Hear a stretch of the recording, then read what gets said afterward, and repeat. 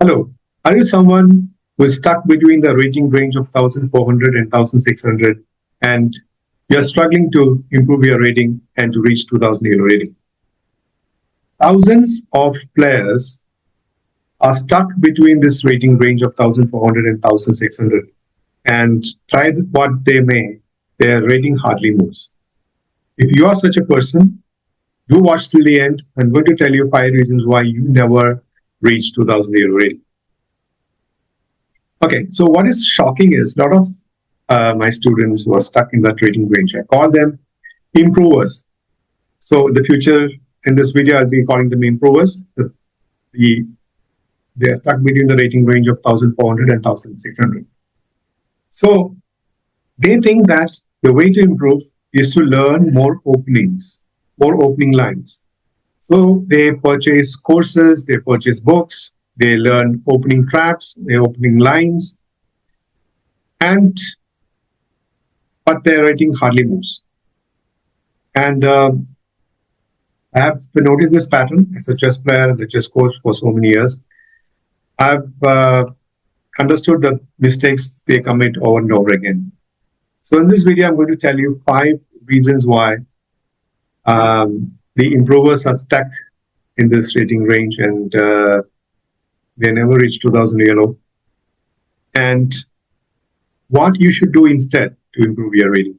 And if you like this video, please do share it with your friends who want to improve their chess rating, improve their chess strength, and please do subscribe to my channel and also give a like. It will help me a lot.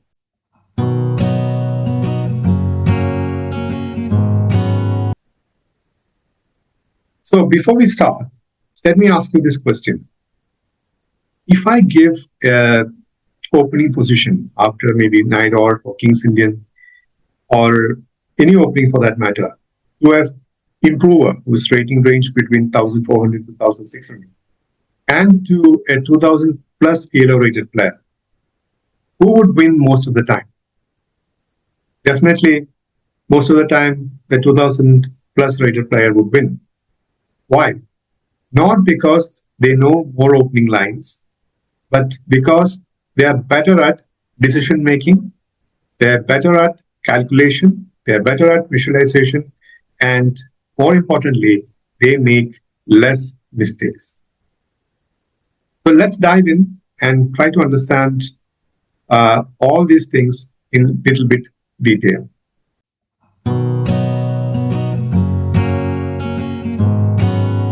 So number one, studying too much opening theory. The improvers who was stuck between 1400 to 1600 ELO learn a lot of opening lines. They know the latest theory in the Najdorf, in the King's Indian, the London system, the Dubois London system, the Queen's Gambit, and a lot of other openings. And after 12 moves or 14 moves, they don't know what to do. They're kind of stuck. And a 2000 ELO rated player wins most of the time, not because he knows more than them. They understand the concepts very well. They understand the resulting positions very well, and they understand the middle game plans very well, and they make lesser mistakes than an improver player. So I would suggest that the improver player who's stuck between 1400 and 1600 rated should only spend 10% or maximum 20% of their time in studying openings. Instead, they should learn the skills which actually improve their game, like calculation, for example. Very important skill set, the visualization, endgames, and make fewer mistakes and fewer blunders so that they can improve their chess skills and win more games. And I'll tell you, all these skill sets are trainable. It's not talent, it is not genius, it is trainable skills. If you train for next 6 months to 1 year, you'll be able to achieve 2000 ELO, even if you are stuck between this improver rating range.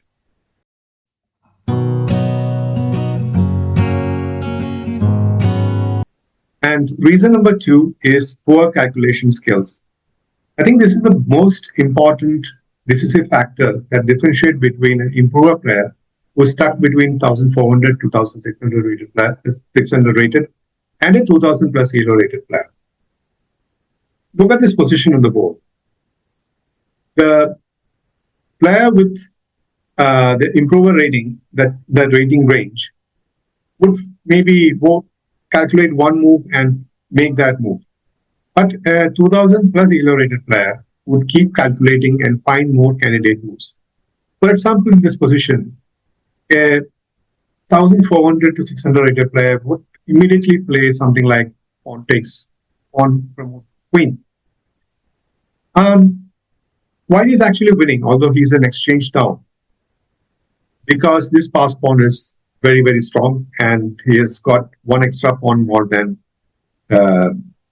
the opponent, and a pawn has reached the seventh rank, but he has to be very careful.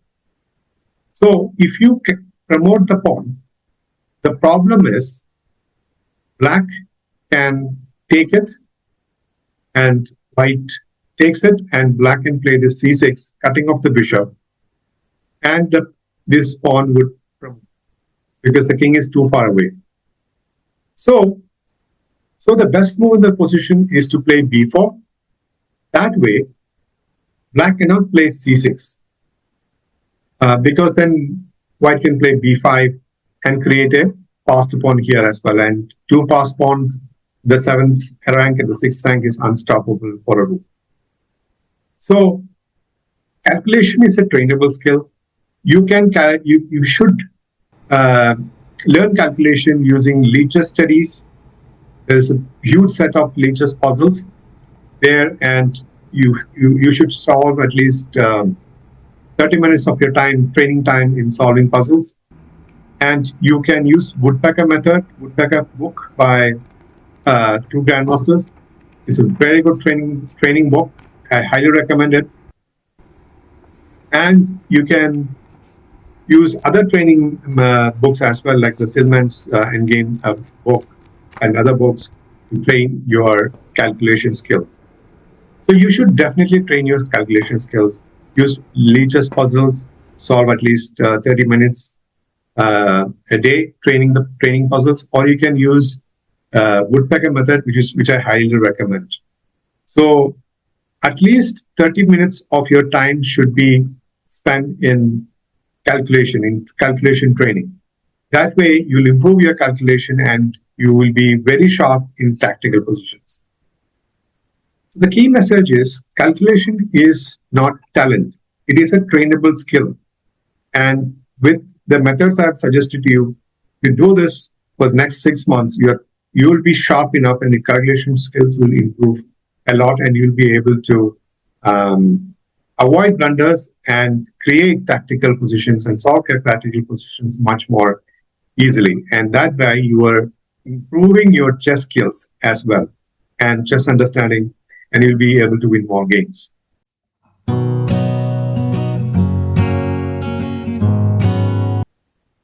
The reason number 3 is poor visualization. What is visualization?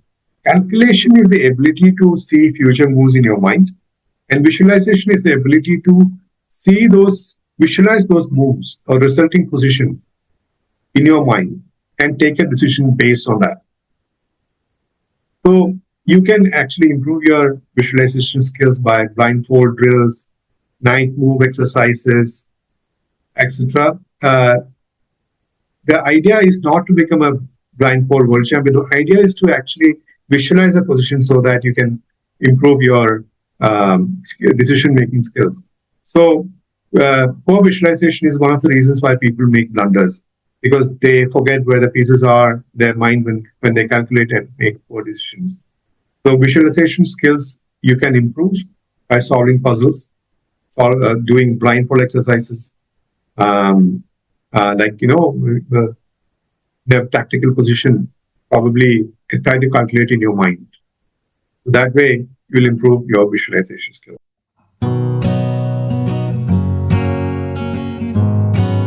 The reason number 4 is ignoring endgames. The improver player who's stuck between 1400 1680, they think that all the problems can be solved by learning openings. I think Karpov once said, or Karpov, the first world champion, when he became world champion, a few children approached him and asked him what it takes to improve their game. I mean, so they said, okay, we are studying a lot of openings, but our rating is not improving. Papo said, you learn end games thoroughly, and that way they will improve their game automatically. So that is true. So basically, learning end games will give you better chess understanding. You will learn calculation and you learn piece activity. And especially in the end games, the king is actually a very important piece. And the 16th world champion, Magnus Carlsen, who is the highest rated player, as I record this video, his whole game is based on outplaying his opponent in equal or slightly better end games. He's an end game specialist. So, and instead of mugging up Knight of Theory, you should understand basic king and pawn end games. You should learn basic rook end games, and you should learn what is a Lucena position, what is a Philidor position, what is Vanguard position, etc., etc. And by learning basic rook end games and king and pawn end games, what is here? Like the basic thing is like what is opposition, for example. You will learn as an overall chess player. So you can learn this by solving some Leacher studies. There's Leacher studies available. There are endgame puzzles in Leachess. You can go to Narodetsky's channel.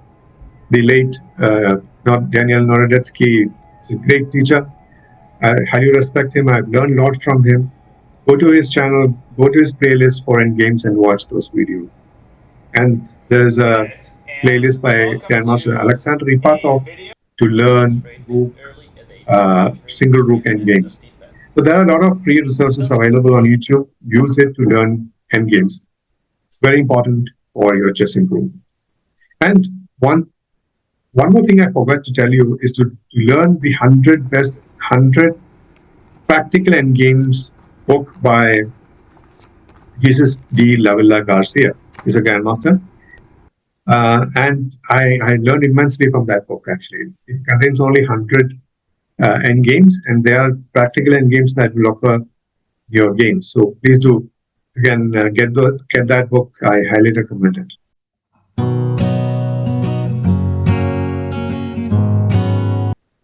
Reason number 5, I would say that most improver players don't analyze their games, especially when they play online or when they play tournaments. They like to play more and more, and I would say that you should be analyzing more your games. The habit of playing more and more will give you only dopamine high. It will make you feel better.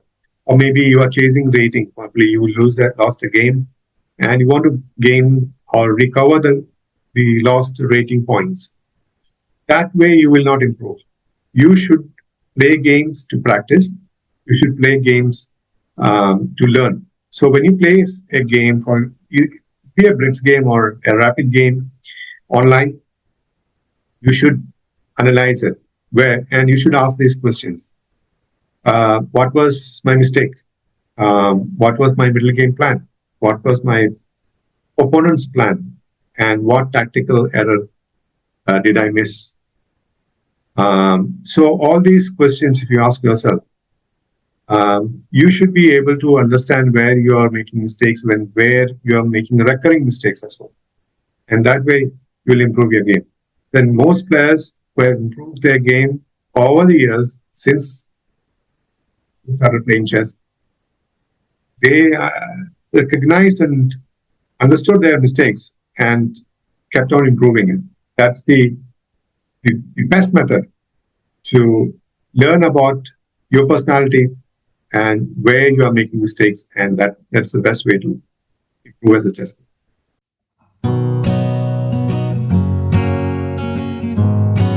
So as a chess coach and a chess player, I would say the real difference between a poor player who stuck between 1400 and 1600 ELO and a 2000 plus player is not genius or talent.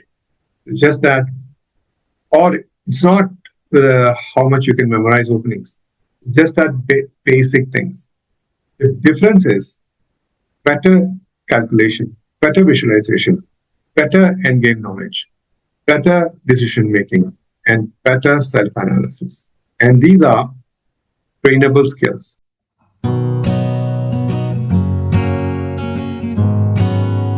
So let me tell you a practical improvement plan for the next 6 months to 1 year. To do this, I'm pretty sure that your game will improve. Whether you will reach 2000 ELO or not is depends on a lot of other factors as well, like how many rounds you play. But definitely your chess will improve. Okay, this is the chart. Spend 30% of your time in calculation training, 25% of your time in endgames, 20% of your time in game analysis, 15% of your time in model games, and only 10% of your time in studying movements. Follow this training method for the next 6 months, and I can guarantee you that your chess skills will improve leaps and bounds.